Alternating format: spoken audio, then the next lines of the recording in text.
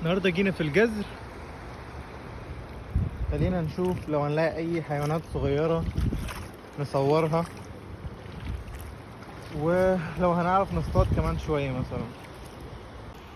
شايفينه اهو، واحد صغير طبعا ممنوع نمسكه، بس حبيت اصوره لكم. عايز اخد صورة قريبة منه.